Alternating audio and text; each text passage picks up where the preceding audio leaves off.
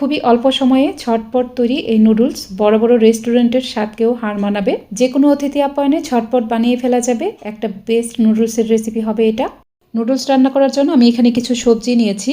আমি এখানে ফুলকপি, গাজর, টমেটো ও মটরশুঁটি নিয়েছি। হাতের কাছে থাকা পছন্দ মতো যে কোনো সবজি নেওয়া যাবে। কিছুটা ফুলকপি এরকম লম্বা পাতলা করে কেটে নিয়েছি। মাঝারি সাইজের একটা গাজর এরকম লম্বা চিকন করে কেটে নিয়েছি। মাঝারি সাইজের একটা পাকা টমেটো এরকম লম্বা পাতলা করে কেটে নিয়েছি ও কিছু মটরশুঁটি নিয়েছি। নুডলস সবসময় বড় ছড়ানো পাত্রে রান্না করার চেষ্টা করবেন। একটা প্যানে প্রায় 4 থেকে 5 টেবিল চামচের মতো রান্নার তেল দিয়ে তেল গরম হয়ে গেলে 3টা মিডিয়াম সাইজের পেঁয়াজ একটু মোটা মোটা করে কেটে দিয়ে দিলাম। পেঁয়াজ কুচিটাকে প্রায় 10 থেকে 12 সেকেন্ডের মতো একটু ভেজে নিব। এরপর দিয়ে দিব কেটে রাখা গাজর ও ফুলকপি। গাজর ও ফুলকপিটাকে প্রায় 15 থেকে 20 সেকেন্ডের মতো ভাজতে হবে। চুলার একটু বেশি আঁচেই ভাজবেন, খেয়াল রাখতে হবে সবজি থেকে যেন পানি বের না হয়ে যায়। ফুলকপি ও গাজর এরকম একটু ভেজে নেওয়ার পরে দিয়ে দিলাম মটরশুঁটি। মটরশুঁটি দিয়ে 5 থেকে 6 সেকেন্ডের মতো একটু ভেজে নেবেন। এগুলো এরকম একটু ভেজে নেওয়ার পরে সবজিগুলোকে এক সাইডে করে নিব। তারপর এখানে 3টা ডিম ভেঙে দিয়ে দিলাম। এখন চুলার আঁচ একটু কমিয়ে দিবেন, না হলে সবজি পুড়ে যাবে। আমি যেহেতু 3 প্যাকেট নুডলস রান্না করব তাই এখানে 3টা ডিম দিলাম। তো ডিমের জন্য স্বাদ মতো লবণ দিলাম। এই সবজি ভাজার সময় আমরা এখানে কোনো লবণ দিইনি, তাই সবজির জন্য কিছুটা লবণ দিয়ে দিলাম। ডিমের এক পাশটা হয়ে গেলে তারপর এটা নাড়তে থাকবো। ডিমটাকে এরকম ঝুরি ঝুরি করে নিতে হবে। ডিম কিছুটা ভেজে এরকম ঝুরি ঝুরি হয়ে গেলে তারপর সবজির সাথে মিশিয়ে নিব। এ পর্যায়ে চুলার আঁচ বাড়িয়ে দিবেন। এখন এখানে যেই টমেটোটা কেটে রেখেছিলাম সেটা দিয়ে দিলাম ও কয়েকটি কাঁচামরিচ ফালি দিলাম। কাঁচামরিচ ও টমেটো দিয়ে কয়েক সেকেন্ড একটু ভাজতে হবে। এখন চুলার আঁচ কমিয়ে তারপর দিয়ে দিব নুডলস। আমি এখানে 3 প্যাকেট ইনস্ট্যান্ট নুডলস নিয়েছি। নুডলসগুলোকে হালকা করে এরকম একটু ভেঙে দিবেন। নুডলস সেদ্ধ হওয়ার জন্য এখানে পানি দিয়ে দিতে হবে। প্রথমে অনুমান করে 2 কাপ অথবা 480 ml পরিমাণ পানি দিলাম। পরবর্তীতে প্রয়োজন হলে আরও কিছুটা পানি অ্যাড করে দিব।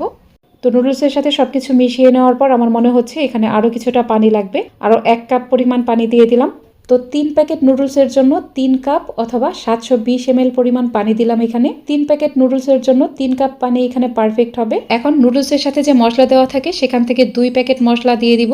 বাকি 1 প্যাকেট রেখে দিব, এটা পরবর্তীতে ব্যবহার করব। 2 প্যাকেট মশলার পুরোটাই এখানে দিয়ে দিলাম। মশলার সাথে সবকিছু ভালোভাবে মিশিয়ে নেবেন। সবকিছু মিশিয়ে তারপর প্যানটাকে ঢেকে দিতে হবে।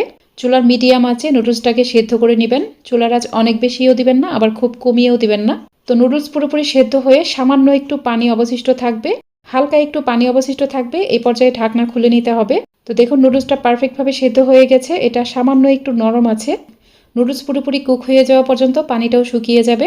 তো এখন আমি এখানে প্রায় 2 টেবিল চামচের মতো দিয়ে দিলাম টমেটো সস ও 1 চা চামচ দিয়ে দিলাম সয়া সস ও নুডলসের যে অবশিষ্ট 1 প্যাকেট মশলা ছিল সেটুকু দিয়ে দিলাম। এখন সব কিছু আর একটু মিশিয়ে নিতে হবে। সব কিছু এরকম একটু মিশিয়ে নিয়েছি। এখন দিয়ে দিব কিছু পেঁয়াজ কলি ও অল্প একটু ধনেপাতা কুচি। তো হাতের কাছে পেঁয়াজ কলিটা থাকলে দিবেন, আর ধনেপাতাও দিবেন। ধনেপাতা খুব বেশি দিবেন না, অল্প পরিমাণেই দিবেন। তো ধনেপাতা দিলে এখানে খুব সুন্দর একটা ফ্লেভার পাওয়া যাবে। নুডলসের জন্য স্বাদ অনুযায়ী লবণ দিয়ে দিবেন। যেহেতু টমেটো সস, সয়া সস এগুলোতে লবণ থাকে, তাই লবণটা একটু বুঝেই দিতে হবে। নুডলস রান্নার ক্ষেত্রে কয়েকটি টিপস ফলো করবেন। যে কোনো বড় ছড়ানো পাত্রে সবসময় নুডলস রান্না করবেন। আর এই নুডলস কখনোই ওভারকুক করবেন না। নুডলস ওভারকুক করলে কিন্তু আসল টেস্ট পাওয়া যায় না। চুলার হাই হিটে এটা রান্না করতে হবে। সবকিছু ভালোভাবে মিশে যাওয়ার পরেই নামিয়ে ফেলবেন। আজকের রেসিপিটি ভালো লাগলে আমার ইউটিউব চ্যানেলটিকে সাবস্ক্রাইব করে পাশে থাকা অল লেখা বাটনটাতে ক্লিক করে রাখবেন। আর ভিডিওটি যারা ফেসবুক থেকে দেখছেন তারা অবশ্যই আমার ফেসবুক পেজটিকে লাইক ও ফলো করে রাখবেন। চুলা থেকে নামিয়ে গরম গরম এটা পরিবেশন করুন। বড় বড় রেস্টুরেন্টের স্বাদকেও হার মানাবে।